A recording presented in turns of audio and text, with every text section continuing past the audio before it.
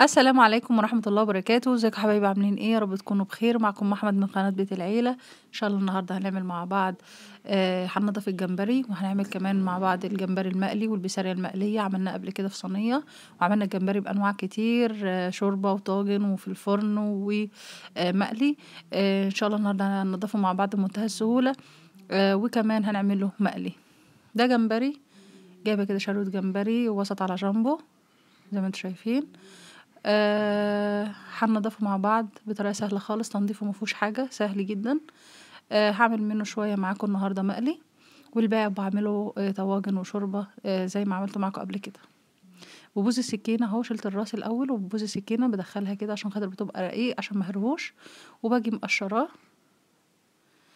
تمام، سهل خالص. وبخلة أو بسكينة برضو بعمل فتحة كده عند الحبل الرملي، وباجي مطلعاه على طول شداه. اهم حاجة موضوع الحبل الرملي ده، عشان خاطر لو سبتيه او ما طلعش بيقرقش وبيخلي طعم الجمبري مش حلو وزفر مهما نضفتي فيه.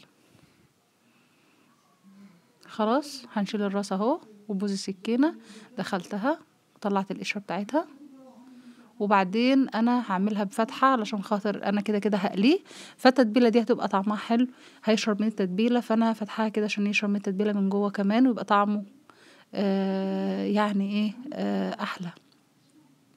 تمام.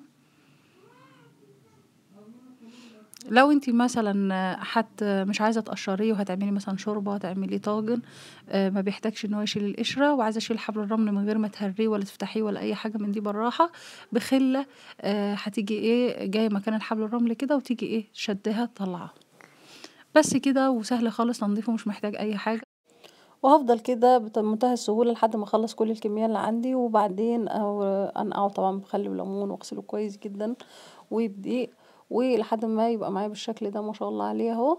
وهنبتدي بقى نروح للتتبيله بتاعتي بمنتهى السهوله. طبعا مفروم او دقه اللي احنا عملناه توم على شطه، وهحط زعتر، وهحط كمون، وهحط ليمون، وهحط كاري، وشطه مفرومه برضو. لو انتي محطتيش اللي هي الدقه دي، هتحطي شطه اللي هي المفرومه الحمراء. خلاص. وهحط كمون وكاري والزعتر، اللي هي التتبيله اللي انا دايما بعملها للسمك. وهعصر ليمون كتير، واحط دقيق مش كتير، معلقتين بس حسب الكميه اللي انت عايزاها، او نص كوبايه.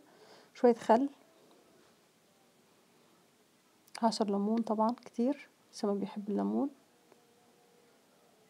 وعشان خاطر يديني النتيجه اللي هي ده الكفر اللي هيبقى فيه متبل الجمبري، عشان يبقى مقرمش معايا وطري من جوه وحلو من بره. حطيت له طبعا شويه ميه وملح. ميه طبعا عشان خاطر القوام اللي هو بيبقى ايه اخف من الكيكه شويه كده. اقلب كل المكونات مع بعض.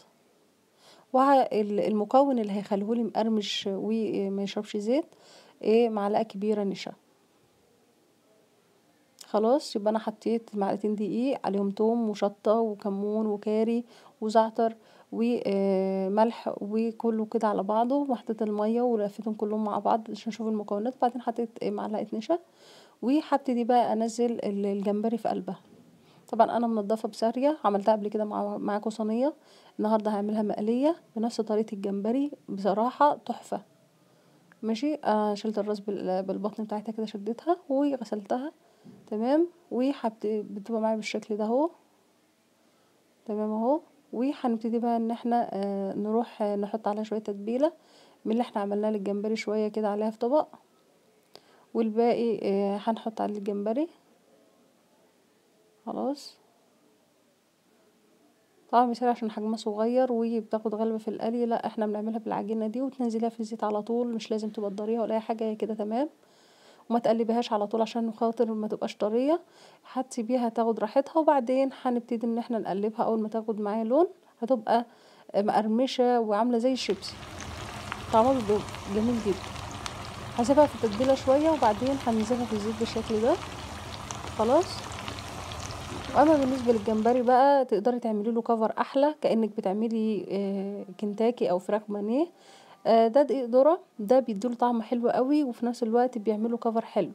او ان انت تجيبي كوبايه دقيق على كوبايه سميد بقسماط، سوري، كوبايه دقيق على كوبايه بقسماط على شويه نشا برضو وشويه ملح صغيره، وبقلبهم على بعض زي ما كنت بعمل الكفر بتاع البانيه، وبدرها كده فيه، وبعدين اخلص الكميه بتاعتي كلها وبعدين انزل بقى في الزيت.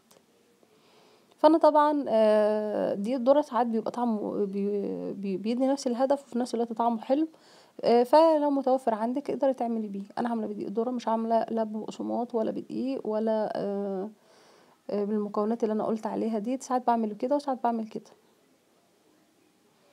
لونه جميل جدا، طعم بقى حاجه تانية خالص. انا بحبه غامق طبعا، اللون اللي تحبيه، بحبه اصفر ذهبي، واللي بيحبه باللون ده انا بحبه باللون ده، يبقى ليه طعم كده مختلف. والبسارجة اهي مقرمشة جدا جدا وهشة وطعمها تتبيلة مخلياها تحفة. وكلي بقى احلى بساري واحلى جمبري مقلي، ولا تقوليلي مطعم ولا بره ولا الكلام ده، في البيت حاجة تحفة بصراحة، بألف هنا وبألف شفا. ما تنسوش بقى لو اول مره تشوفونا سبسكرايب لقناتنا ولايك وشير وفعلوا زر الجرس عشان يوصلكوا كل جديد. وانا دايما بكتب لكم المقادير في صندوق الوصف، وان شاء الله انتظرونا في حلقه جديده ووصفه جديده، والسلام عليكم ورحمه الله وبركاته.